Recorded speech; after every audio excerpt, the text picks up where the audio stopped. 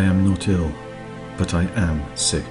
I am sick of being witness to killing in the name of peace. Can you not see the irony? How it's repeated again and again and again. Has it made our world safer? No, it has not, and it will not. They say that the best way to defeat your enemy is to make him your friend. That's hard to do when you're busy shooting at each other. Killing in the name of peace is not possible. It is a lie that lets those who profit from war gain more power. As Saudi troops pour into Bahrain, the cries of Algerian protesters fall on deaf ears. Tunisian and Egyptian uprising, once front-page news, is as silent as the children killed by predator drones in Pakistan. Now Libya has taken centre stage. Sometimes, just sometimes, it seems as if certain countries are just waiting to fly a few cruise missiles here and there. But they can't just do that, can they? First, they would need a reason. Something that the mainstream media could latch onto. A problem, such as the destabilization of a region perhaps. Yes, that would do it. Problem, reaction, solution. The Hegelian dialectic. Whichever words you choose, the situation remains. The calculated manipulation of people for nefarious means.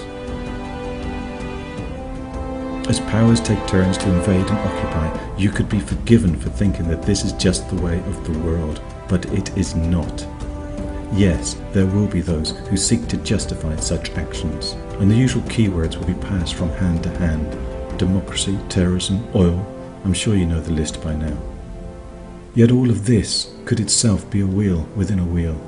Have you been conditioned to see the world based upon imaginary borders and a cartographer's skilled hand? Here is evidence that the world is flat. Of course there are Philistines who would demand that it is round. The truth is that it is both. We define the earth based upon our understanding.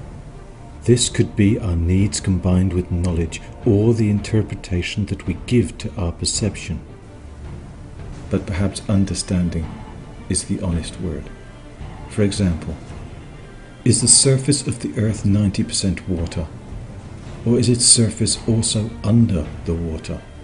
However you wish to understand this, the question remains open to whichever definition you prefer. There's no shame in preferring a simple life over difficult choices. However, definitions also allow us to make comparisons. When the round world appears to stop spinning, history's flat earth maps can be compared. According to convention and the Gregorian calendar, this region was home to the Babylonian Empire many thousands of years ago. Then the Persian Empire stood in its place, not to mention the Byzantine, Khazar or Assyrian rule. Only a few hundred years ago we referred to it as the Roman Empire. Empires may rise and fall, but power, that's a different story. No ruler is complete without an heir, and power is inheritable as cold hard cash. Now we approach the year 2012 and a shift is happening again. The mainstream media talks of revolution. Libya, Tunisia, Egypt are only part of this map. Yemen, Saudi Arabia, Bahrain, Oman, Algeria, Syria are also connected. Iraq, Afghanistan and Pakistan were never out of sight. Iran and Israel wait patiently in the wings. To see the big picture, we need a big map. Beyond countries, there are empires. And with empires there are always rulers who pull the strings of the official figureheads of state. And all leaders have a weakness for flags, something to hide behind in times of trouble. In Bahrain, we've also just witnessed the destruction of their pearl statue. At the same time, France is laying foundations for its Delano Tower.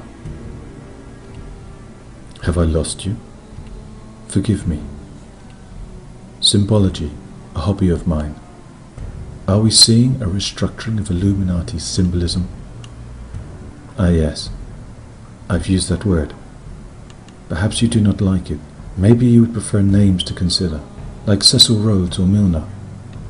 What I'm saying is that this is not new. What is at stake here is not a president or a prime minister. Do not be fooled into thinking this is a conflict of East and West ideologies, or that the oppressed have finally found their voice.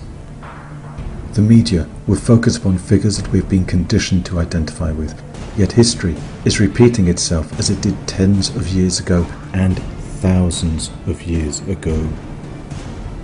Our version of democracy was born in Greece. As modern and liberated as that sounds, women had no vote and neither did the slaves.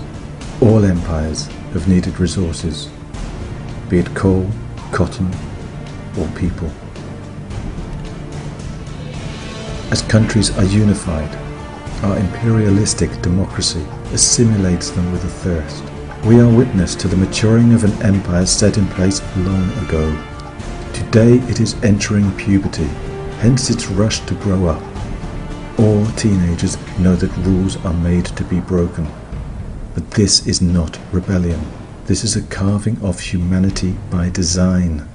I ask you to open your eyes wider and consider if what you see is not only civil war, but also the formation of a new empire for a new world order. History repeats, but things do change. Remember to love.